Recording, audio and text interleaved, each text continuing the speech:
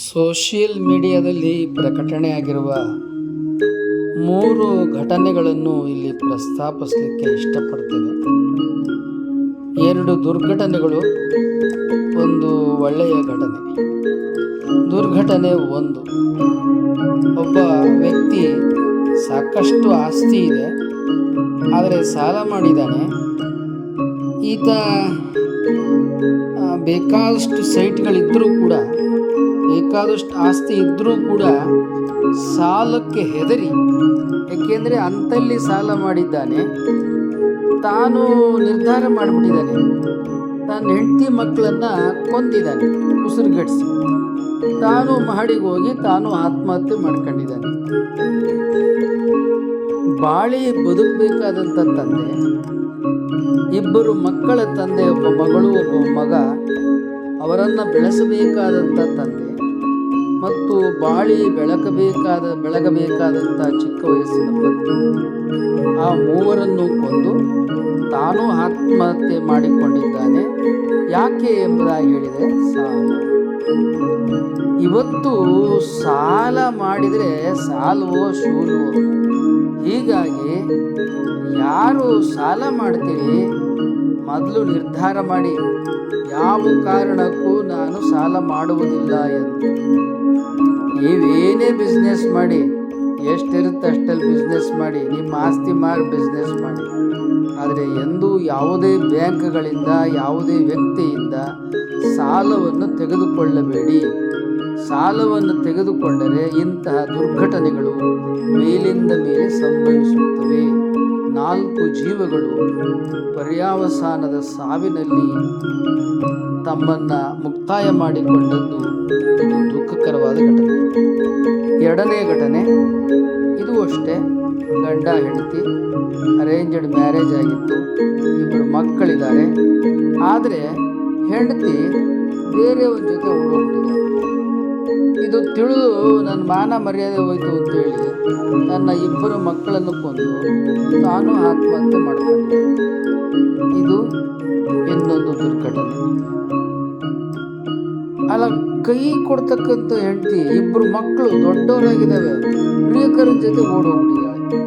ನಮಗೆ ಮರ್ಯಾದೆ ಹೋಯ್ತು ಅಂತೇಳಿ ಗಂಡ ತನ್ನ ಮಕ್ಕಳನ್ನು ಸಾಯಿಸಿ ಅವನು ಸುಟ್ಟು. ಇನ್ನೂ ಒಂದು ದುರ್ಘಟನೆ. ಗಂಡ ಆಸ್ತಿ ಮಾರಾಟ ಮಾಡಿ ತನ್ನ ಹೆಂಡತಿಯನ್ನು ಸ್ಪರ್ಧಾತ್ಮಕ ಪರೀಕ್ಷೆಯಲ್ಲಿ ಓದಲಿಕ್ಕೆ ಎಲ್ಲ ಹಣಕಾಸಿನ ವ್ಯವಸ್ಥೆಯನ್ನು ಮಾಡಿ, ಪರೀಕ್ಷೆ ಓದಲಿಕ್ಕೂ ಸಹಾಯ ಮಾಡಿ ಆಕೆಯನ್ನು ಓದಿಸ್ತಾ, ಅವಳು ಕೆಲಸ ಸಿಕ್ಕಿದ ಮೇಲೆ ಇವನು ಬಿಟ್ಟುಬಿಟ್ಟು ಇನ್ನೊಬ್ಬನ ಜೊತೆ ಓಡೋಗ್ಬಿಟ್ಟಿದ್ದಾಳೆ. ಅಬ್ಬ, ಎಂಥ ಹುಡುಗಿಯರಿದ್ದಾರಲ್ಲ, ಎಂಥ ದುರ್ಘಟನೆಗಳು ಇವತ್ತು ಸಮಾಜ ಎಂಥ ವಿಷಮ ಸಂದರ್ಭದಲ್ಲಿ ಇದ್ದಾವಲ್ಲ. ಇವು 3 ದುರ್ಘಟನೆಗಳು. ಇನ್ನೊಂದು ಒಳ್ಳೆಯ ಘಟನೆಯನ್ನು ನಿಮ್ಮ ಮುಂದೆ ಹೇಳ್ತೇನೆ. ಇದು ಮಧ್ಯಪ್ರದೇಶದ್ದು. ಈಗ ಪ್ರಸ್ತಾಪ ಮಾಡಿದವು 3 ಕರ್ನಾಟಕದವು. ಈಗ ನಿಮ್ಮ ಮುಂದೆ ಪ್ರಸ್ತಾಪ ಮಾಡ್ತಾ ಇರ್ತಕ್ಕಂಥದ್ದು ಮಧ್ಯಪ್ರದೇಶದ. ಒಂದು ಮನೆಯಲ್ಲಿ ಅರೇಂಜ್ಡ್ ಮ್ಯಾರೇಜ್ ಆಗಿರುತ್ತೆ. ಗಂಡ ಸತ್ತು ಹೋಗ್ತಾನೆ, ಮನೆಯಲ್ಲಿ ಸೊಸೆ ಉಳಿತಾಳೆ. ಮಾವ ಏನು ಮಾಡ್ತಾನೆ, ಮಗ ಸತ್ತದಕ್ಕೆ ಬಹಳ ದುಃಖ ಆಗ್ತದೆ, ಕಣ್ಣೀರಾಗ್ತಾನೆ. ಆದರೆ ಸೊಸೆ ಹೇಳ್ತಾನೆ, ನೀನು ಓದು, ನೀನು ಅಡುಗೆ ಮನೆ ಕೆಲಸ ಮಾಡ್ಕೊಂಡಿರಬೇಡ, ನೀನು ಬೆಳಿಬೇಕು, ನೀನು ದೊಡ್ಡವಳಾಗಬೇಕು ಅಂತೇಳಿ ಅವಳಿಗೆ ಹಣಕಾಸಿನ ಸಹಾಯವನ್ನು ಮಾಡಿ ಅವಳು ಓದೋಕ್ಕೆ ಎಲ್ಲ ಪ್ರೋತ್ಸಾಹವನ್ನು ಕೊಡ್ತಾನೆ. ಅವಳು ಓದ್ತಾಳೆ, ಜಡ್ಜ್ ಆಗ್ತಾಳೆ. ಎಂಥ ಸುಂದರವಾದ ಘಟನೆ ಅಲ್ಲ? ಅವನು ಇನ್ನೆಂಥ ಒಳ್ಳೆಯ ಮಾವ ಅಲ್ಲ? ತನ್ನ ಮಗನನ್ನು ಕಳ್ಕೊಂಡಿದ್ದಾನೆ ಮತ್ತು ಮಗನನ್ನು ಕಳ್ಕೊಂಡಂಥ ಸಂದರ್ಭದಲ್ಲಿ ಅವನು ಸೊಸೆಯನ್ನು ದುರುಪಯೋಗ ಮಾಡ್ಕೊಳ್ಳೋಂಥ ಅವಕಾಶ ಇತ್ತು, ಆದರೆ ಅವನು ಆ ಅವಕಾಶ ಮಾಡ್ಕೊಳ್ಳಿಲ್ಲ. ಆ ಸೊಸೆಯನ್ನು ಓದಿಸಿ ಪ್ರೋತ್ಸಾಹ ಕೊಟ್ಟು ನೀನು ಅವಳನ್ನು ಜಡ್ಜ್ ಮಾಡಿದ್ದಾನೆ. ಆಮೇಲೆ ಅವಳನ್ನು ಮದುವೆ ಮಾಡಿದ್ದಾನೆ. ಇನ್ನೊಂದು ಮದುವೆ ಮಾಡ್ಕೊಂಡು ನೀನು ಸುಖವಾಗಿರು.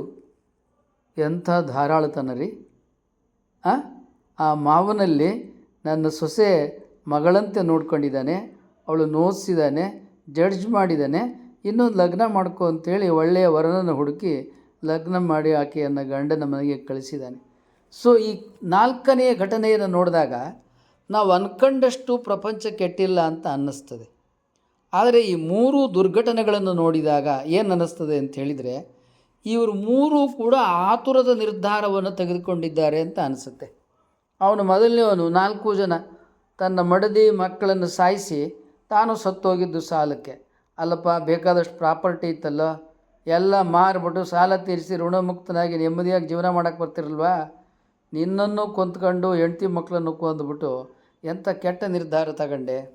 ಇನ್ನು ಎರಡನೇದು, ಅವಳು ಅಲ್ಲಪ್ಪ 2 ಮಕ್ಕಳಾಗಿದ್ದಾವೆ, ಅವು ದೊಡ್ಡವಾಗಿದ್ದಾವೆ, ಅವಳನ್ನು ಓದಿಸೋದು ಬೆಳೆಸೋದು ಬಿಟ್ಬಿಟ್ಟು ಕಟ್ಕೊಂಡಂಥ ಗಂಡನ ಬಿಟ್ಬಿಟ್ಟು ಯಾವನೋ ಪ್ರಿಯಕರ ಅಂತ ಓಡೋಗ್ತೀಯಲ್ಲ, ನೀನು ಇನ್ನೆಂಥ ಗೃಹಿಣಿ.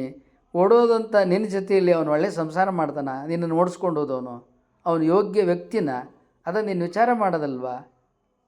ಇದು ಎರಡನೆಯ ಕೆಟ್ಟ ಘಟನೆ.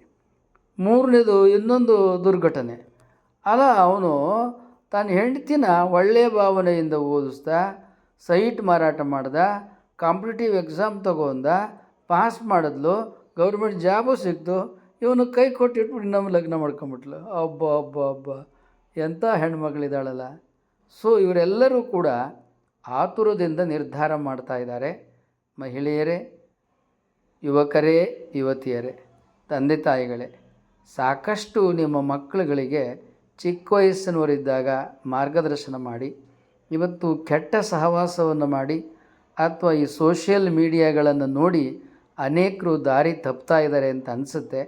ಆದ್ದರಿಂದ ಇಂತಹ ಆತುರ ನಿರ್ಧಾರವನ್ನು ಮಾಡಬೇಡಿ, ಯಾರೂ ಕುಟುಂಬವನ್ನು ಒಡೆಯಬೇಡಿ. ಭಾರತ ದೇಶದಲ್ಲಿ ಕೌಟುಂಬಿಕ ಪದ್ಧತಿಗೆ ಮೌಲ್ಯ ಇದೆ, ಬೆಲೆ ಇದೆ. ಜೀವನದಲ್ಲಿ ನಾವು ಒಮ್ಮೆನೇ ಲಗ್ನ ಆಗೋದು. ಆದ್ದರಿಂದ ಲಗ್ನ ಮಾಡ್ಕೊಂಡ್ಮೇಲೆ ಆ ಮಕ್ಕಳು, ಆ ಗಂಡ ಹೆಂಡತಿ ಸುಖವಾಗಿ ನೀವು ಅವಿಭಕ್ತ ಕುಟುಂಬದಲ್ಲಿ ಕೌಟುಂಬಿಕ ಜೀವನವನ್ನು, ವೈವಾಹಿಕ ಜೀವನವನ್ನು ನಡೆಸಿ. ಇದರಿಂದ ಸುಖ, ಶಾಂತಿ, ನೆಮ್ಮದಿ ಎಲ್ಲರಿಗೂ ಇರುತ್ತದೆ. ಆತುರ ನಿರ್ಧಾರ ಮಾಡಿ ಸಾವನ್ನು ತೆಗೆದುಕೊಳ್ಳುವುದು ಆಗಲಿ, ಆತುರ ನಿರ್ಧಾರ ಮಾಡಿ ಯಾವನೋ ಪ್ರಿಯಕರನ ಜೊತೆ ಓಡಿ ಹೋಗುವುದಾಗಲಿ, ಇದು ತಪ್ಪು ಎಂಬುದಾಗಿ ಹೇಳಿ ಈ ವಿಡಿಯೋ ಮಾಡಬೇಕು ಅಂತ ಅನ್ನಿಸ್ತು. ಅದಕ್ಕೆ ಈ ವಿಡಿಯೋ ಮಾಡಿದ್ದೇನೆ. ನಿಮಗೇನು ಅನ್ನಿಸ್ತು ವಿಡಿಯೋವನ್ನು ಕೇಳಿ ನಿಮ್ಮ ಅಭಿಪ್ರಾಯವನ್ನು ನಮಗೆ ತಿಳಿಸಿ. ಇದುವರೆಗೆ ಯಾರು ವಿಡಿಯೋ ನೋಡ್ತಾ ಇದ್ದೀರಿ ಕೂಡಲೇ ಸಬ್ಸ್ಕ್ರೈಬ್ ಮಾಡಿ. ಈ ವಿಡಿಯೋನ ಇತರರಿಗೆ ಶೇರ್ ಮಾಡಿ. ಹಲ್ಲು ನೋವೆ ಶಿವದಂತಕಾಂತಿಯನ್ನು ಬಳಸಿ, ಇದು ಮೂಲಿಕಾ ಪುಡಿ, ಹಲ್ಲು ನೋವು, ಹುಳುಕು ಹಲ್ಲು, ಒಸಡಿನ ರಕ್ತಸ್ರಾವ ಇವುಗಳನ್ನು ಉಪಯೋಗಿಸಿ ನೋಡಿ. ಶಿವದಂತಕಾಂತಿಯನ್ನು ನಿಮಗೆ ಉತ್ತಮ ಪರಿಹಾರ ನಿಮ್ಮ ನಗು ಮುಖದ ಮೇಲೆ ಕಾಣಬರುತ್ತದೆ. ಶಿವದಂತಕಾಂತಿಯನ್ನು ಉಪಯೋಗಿಸಿ. ಕೈ, ಕಾಲು, ಮಂಡಿ ನೋವು, ತೂಕ ಇಳಿಕೆ, ಬೆನ್ನು ನೋವು ಇತ್ಯಾದಿ ದೈಹಿಕ ಮಾನಸಿಕ ಅನಾರೋಗ್ಯಕ್ಕೆ PKM ಯೋಗ ಮತ್ತು 10 ಪದ್ಧತಿಗೆ ನೋಂದಾಯಿಸಿ. ಉತ್ಸಾಹ, ಆರೋಗ್ಯ, ಚೈತನ್ಯ ಇವುಗಳನ್ನು ಧ್ಯಾನ, ಯೋಗ ಮತ್ತು 10 ಪದ್ಧತಿಯಿಂದ ಕಲಿಯಿರಿ. ಎಲ್ಲರಿಗೆ ಶುಭವಾಗಲಿ.